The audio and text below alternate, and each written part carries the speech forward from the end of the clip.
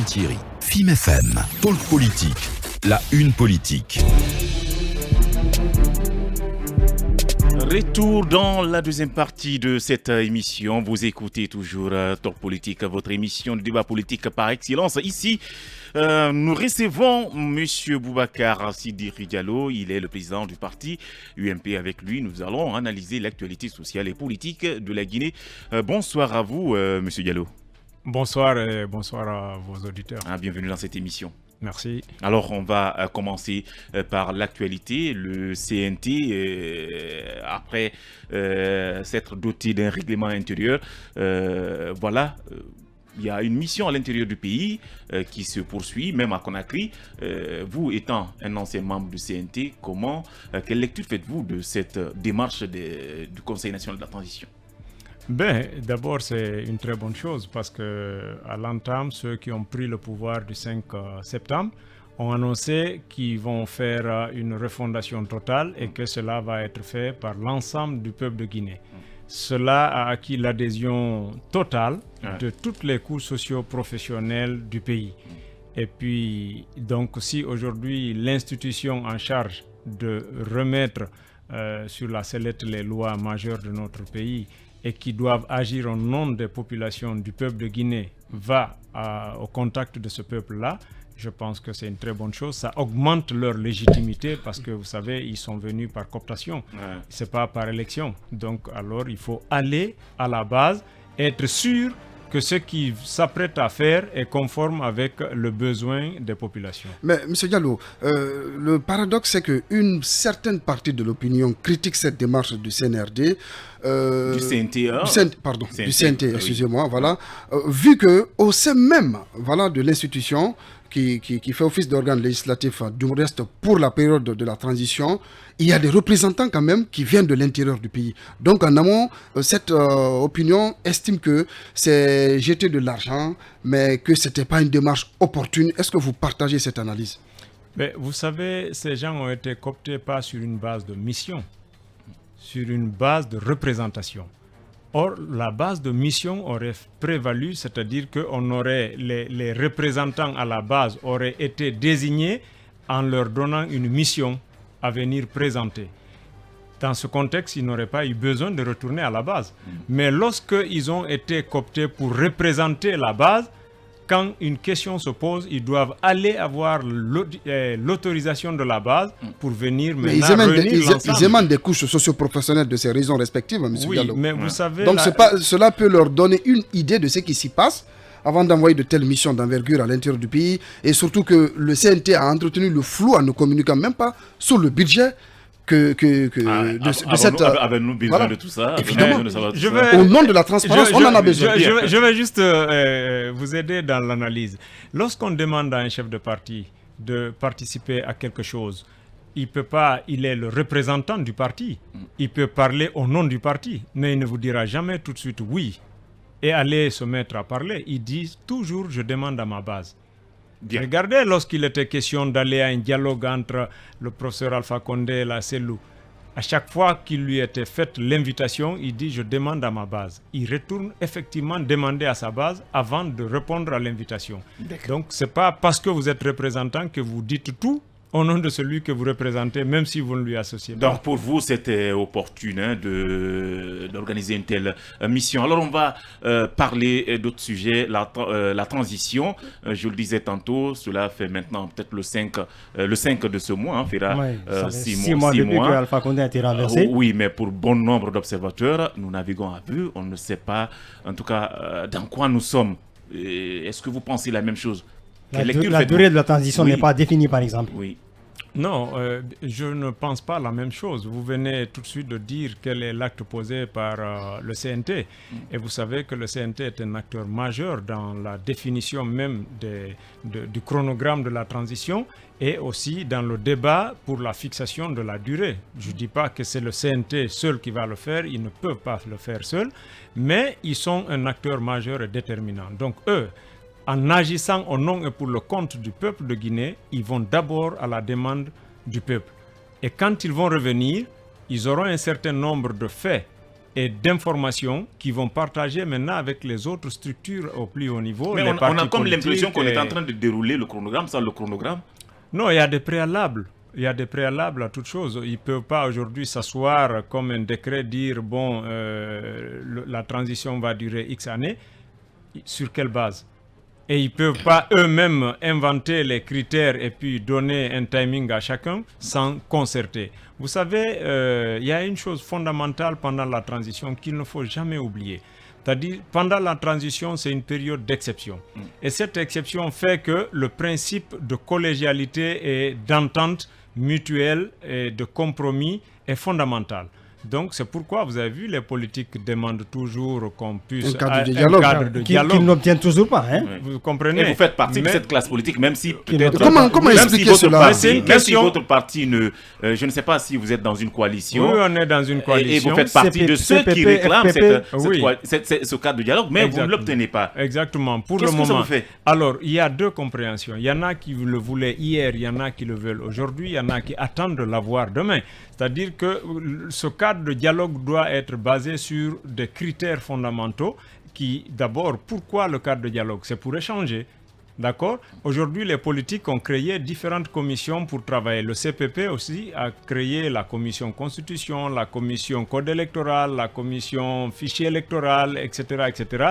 Donc, pour essayer d'apporter des réflexions, justement, qui vont servir à ce cadre de concertation, d'échange et de mutualisation. Maintenant, au niveau institutionnel, l'État aussi, à travers le CNT, est en train d'aller interroger les Guinéens par rapport à l'ensemble des préoccupations. Donc, vous avez vu, c'est pas, pour moi, il n'y a pas de retard dans la mise en place du cadre de dialogue. Maintenant, lorsque ces études sont faites, ils parlent des assises nationales aussi.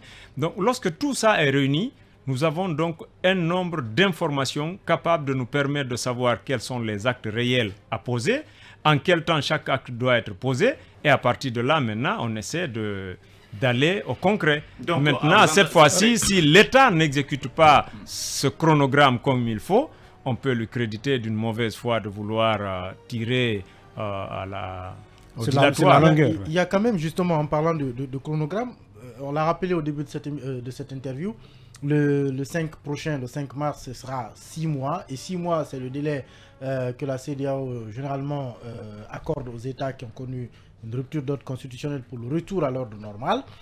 Et jusqu'à aujourd'hui, justement, ce délai lui-même arrive à expiration, mais jusque-là, on ne sent pas une aussi grande pression, en tout cas, ni de la CEDEAO, ni de l'Union africaine, derrière la junte. Et d'ailleurs, la coopération internationale est en train de reprendre progressivement des plus belles. Ouais. Est-ce que vous ne pensez pas que on laisse la junte un peu trop tranquille? Et pour t'appuyer, la Banque mondiale vient de renouer avec la Guinée en octroyant, je crois, 700 millions de dollars millions de dollars pour 700 millions de dollars la Banque mondiale, la Chine 40 millions. Pour des projets d'intérêt public. Est-ce que vous ne pensez pas que finalement on donne le sentiment à la junte qu'elle a tout son temps? Non, elle ne peut pas avoir tout son temps, mais il faut qu'on s'accorde sur une chose, la définition du concept de transition. Il y en a qui pensent qu'une transition, c'est juste un cap pour souder deux pôles et quitter de l'exception à la normale. Si c'est le cas, le Mali a fait 2 expériences de transition rapide et il paye les frais. La Guinée, on est à la 3e transition, on paye les frais. Alors, nous, à l'UMP, on estime qu'une transition, ce n'est pas simplement venir changer un gouvernement qui était élu, je le rappelle, pour encore préparer une nouvelle élection de nouveau gouvernement. Alors, si c'est le cas, je demanderai au colonel Doumbouya pourquoi tu as fait le coup d'État. Parce que si c'était juste ça, on allait débarquer le président Alpha et le lendemain, dans les 60 jours qui suivent, on prononce la vacance du pouvoir et on organise de nouvelles élections. À ce moment-là, on n'allait pas parler de transition, mais de vacances de pouvoir, s'il fallait juste débarquer l'équipe A pour une équipe B.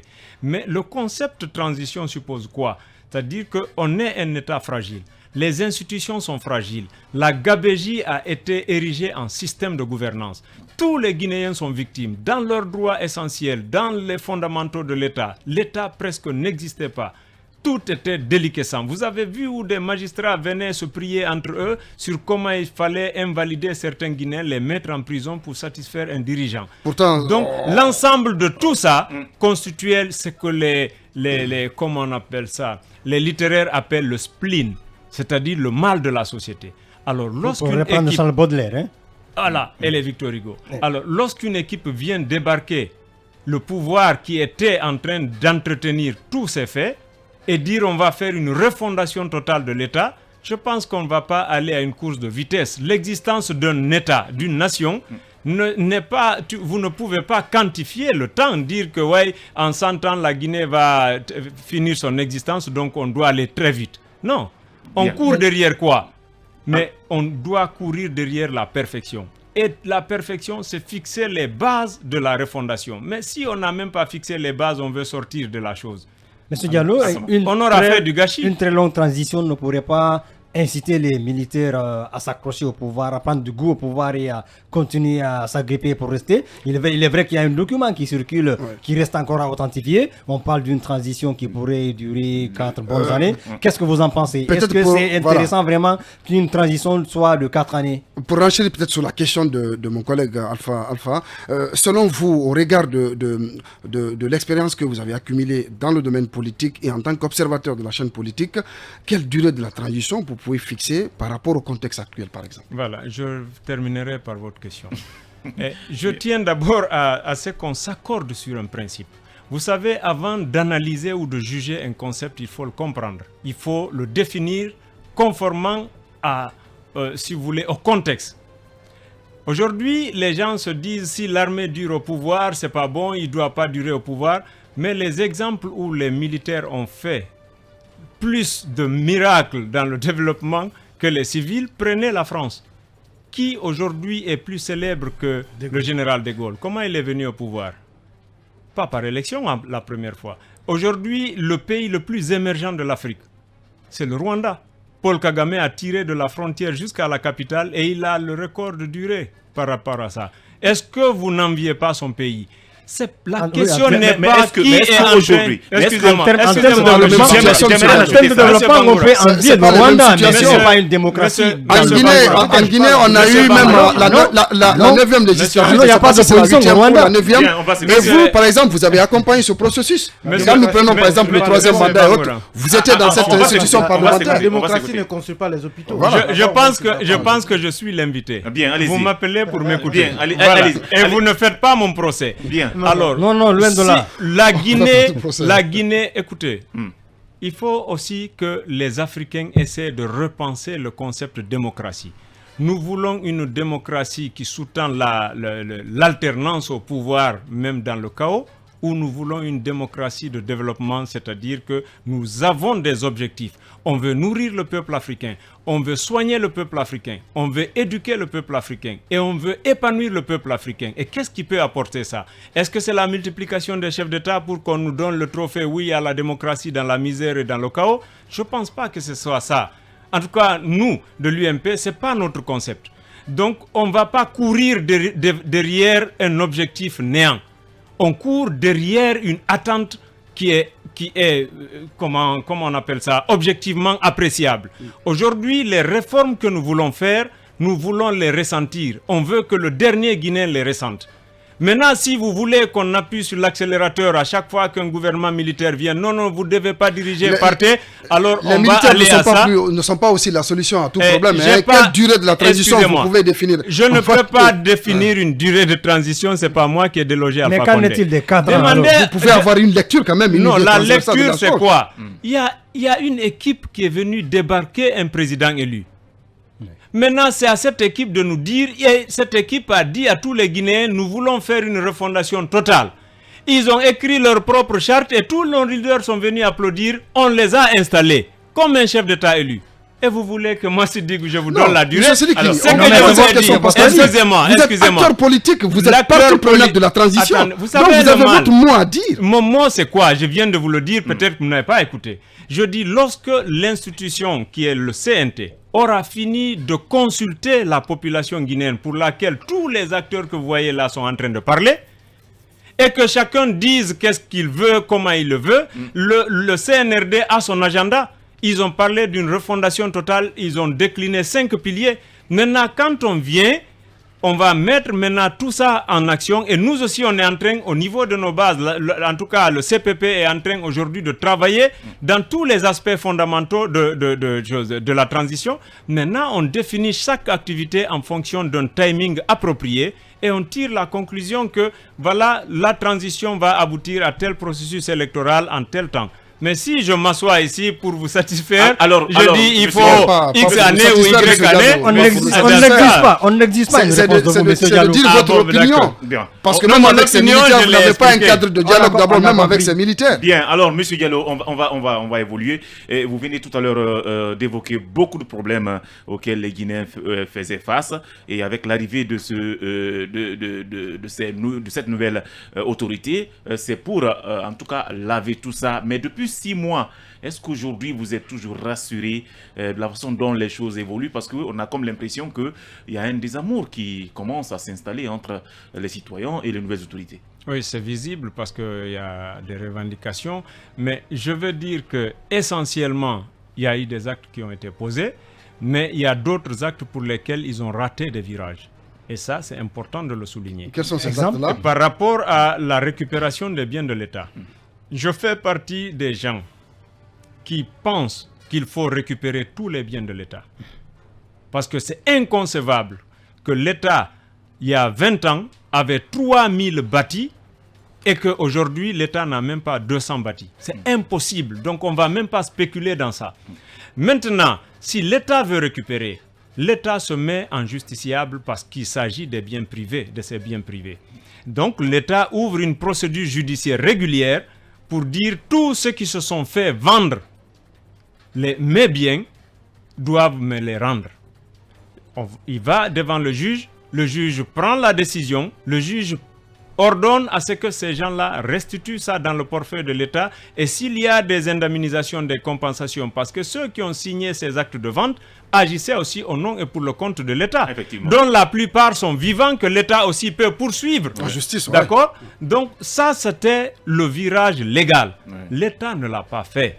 Donc c'est un des manquements que je déplore et je l'ai dit. D'accord. Maintenant, le reste, je pense que substantiellement, ils sont en train de faire des réformes, de poser des actes, parce que le fait simplement de vouloir récupérer tous les biens de l'État, c'est déjà rompre avec l'impunité. Oui. C'est déjà dire aux futurs dirigeants que quelle que soit la durée, quand vous prenez un bien de l'État, l'État le récupérera. Et je vous donne un exemple. Je discutais avec El Hadj Mamad Silla. Je dis, mais El Hadj, tu étais l'ami personnel du président, tu aurais été le plus grand propriétaire du foncier de l'État. Il me dit, un jour, je discutais avec le président, il me dit, si tu as besoin de terre ou de bâtiments, tu as l'argent, va acheter. Ne touche jamais au foncier de l'État, parce que tôt ou tard, quelqu'un viendra et va le réclamer. Bien. Vous comprenez? Bien. Donc ça, c'est pour vous dire qu'aujourd'hui, ce acte-là, il devient école. Il devient un précédent. Absolument. Donc il devient un frein. Okay. Et pour ça, nous sommes d'accord. Que faut-il On est en train d'assainir. Il y avait un pléthore de gens qui devaient aller à la retraite, qui ne le sont pas depuis plusieurs décennies. Comment voulez-vous qu'on fasse la promotion du recrutement des jeunes lorsque les vieux ne peuvent pas aller à la retraite? Donc il y a eu ce nettoyage-là. Ça, c'est des réformes. Ce que les gouvernements militaires osent faire, un gouvernement civil ne l'ose pas. Bien, alors voilà. on va aller avec peut-être la CRIEF peut-être. La CRIEF, oui, je sais. Oui, il y a des cadres qui sont inculpés, il y en a même qui sont mis sous mandat de dépôt. Voilà, et qu'en pensez-vous? Et beaucoup dénoncent la procédure à ce niveau.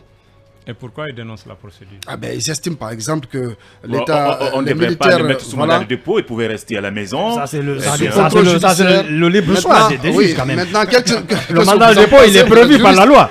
Allez-y, attention. Vous savez, moi des fois il y a des débats qui sont plus que moi, plus élevés que moi. Donc j'ai peur de rentrer dedans. Allons à l'essentiel, M. Diallo.